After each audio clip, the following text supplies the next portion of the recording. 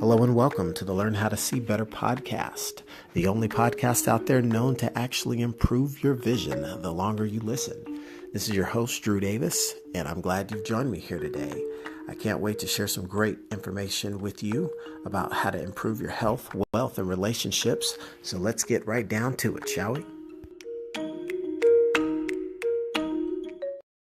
Hey everyone, it's Drew, and welcome back to the Learn How to See Better podcast. And in today's episode, I'm actually excited to bring to you today some pretty fresh learning. Something I picked up today when I was actually observing and absorbing some new content, helping me to see better. And in this arena, it actually was in the arena of being a better parent. Because I was listening to a gentleman talk about some of the elements of parenthood that we don't typically think about, and it was just such a simple phrase that made so much sense to me. And the phrase was that an adult's external words will become a child's internal words, and it had to do with the way that parents address their children and the way that they talk to them and discipline them and love them and scold them, and how we have to be particularly careful because harsh and abusive language coming from an adult can really have a detrimental effect on a child, and especially when you start to think about the two most powerful words you can say to yourself, which is "I am." If you're hearing something from a loved one, an authoritative figure, in your young impressionable mind, and you're hearing "you are," that can be kind of force feeding you that I am. Well, no wonder I'm seeing these results because I am, I am. And one of the things I was thinking about as it pertains to this is it's not just the words, but it's the examples that we set and the examples of the way that we behave in certain situations. And one major area is how we deal with disappointment. And to give you an example, give you an example of something that just happened to me today. I'm out hanging out with my family, having some good time. Took my boys and my niece to a indoor playground, and I messed around, and in the act of playing around, and lost my cell phone. Can you believe it? Now, and I'm sure anybody here that's listening to this, it's like, oh, what? You lost your cell phone? Oh my gosh, the security risk, the security blanket, the inconvenience, can't call anybody, everything that comes with. Man, I just lost my phone.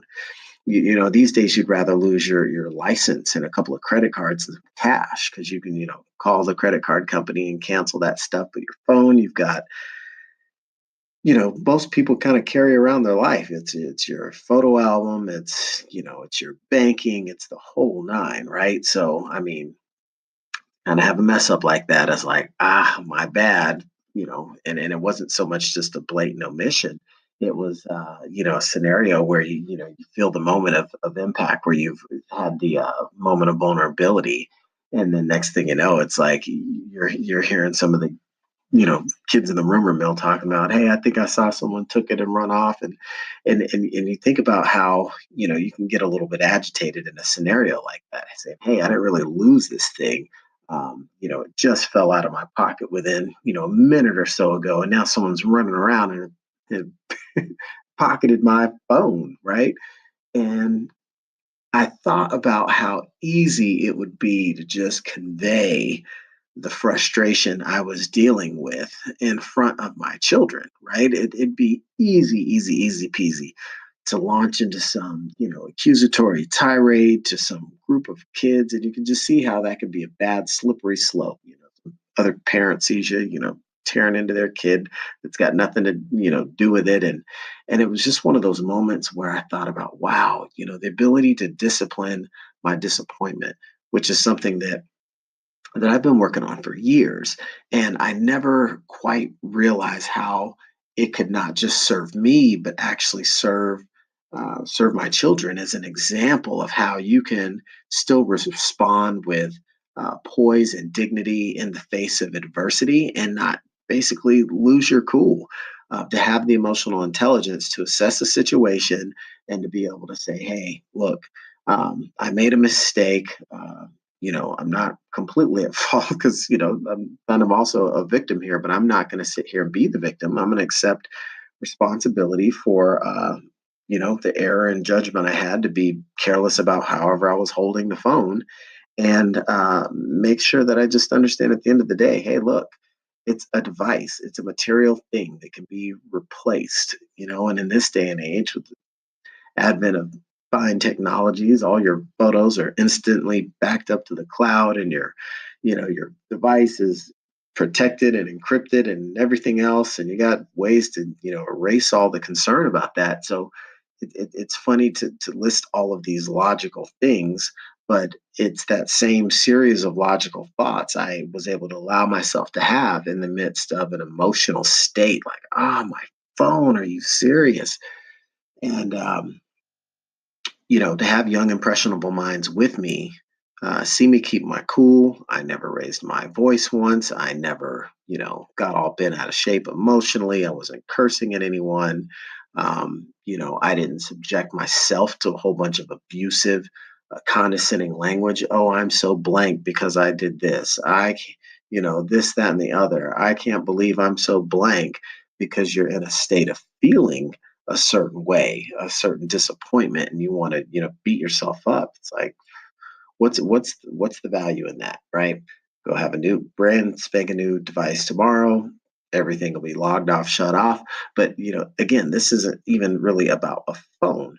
This is about the way that you can display leadership in the form of disciplining your behavior and having an emotional response, emotional intelligence to be able to respond in certain ways to situations where you don't get bent out of shape. Right? I was doing way better off thinking I just actually lost my phone until I see some other kid say running around saying, "Hey, did you lose a phone?" Some other kid up there said he found it and he was going to keep it and hide it and nobody would find it. I'm thinking, hey, wait a minute, what's going on here? Foul play. But I didn't go running up there and grabbing some 10-year-old kid and shaking him from his ankles either.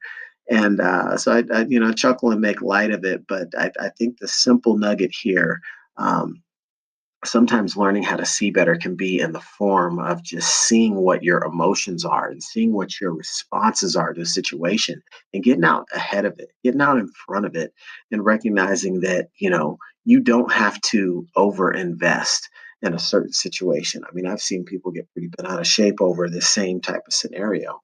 And hey, I understand the magnitude of impact. Yes, it can be pretty devastating in a lot of instances, especially when you look at all the risks out there that can happen just off of, the phone's gateway to your world, right? There's a lot of bad things potentially that could take place, but not channeling energy into that, having an awareness of something like that's one thing. To be inundated is completely another. And so I disciplined my disappointment. I just understood the magnitude and the worst case scenario and said, hey, I'm able to minimize any vulnerability here based on my IT knowledge and background and common sense about ways I can secure my stuff.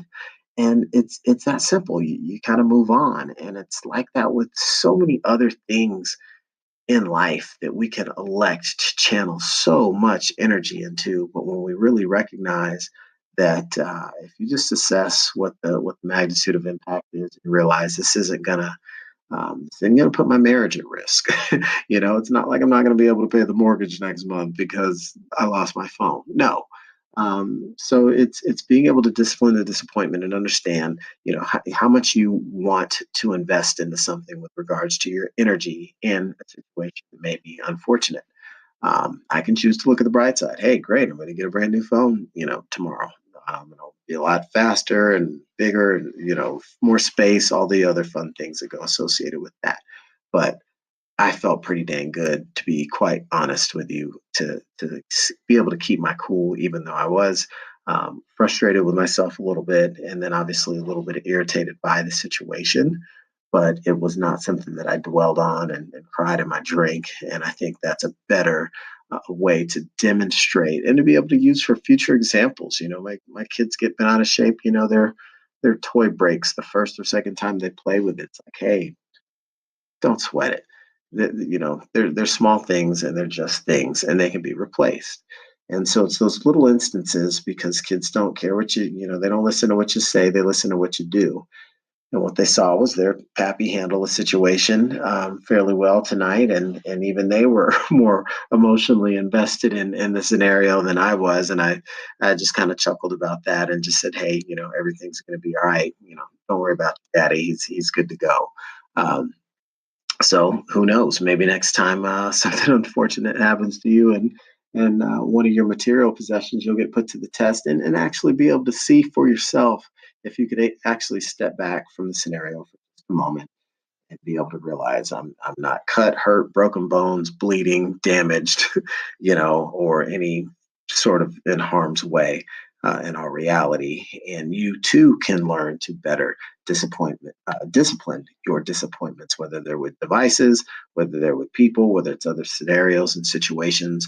It really doesn't matter how you are processing the facts and the level and type of energy that you elect to invest in such an incident. So give that some food, give that some noodling on as far as what you're thinking about and how you might be able to affect change in your own world.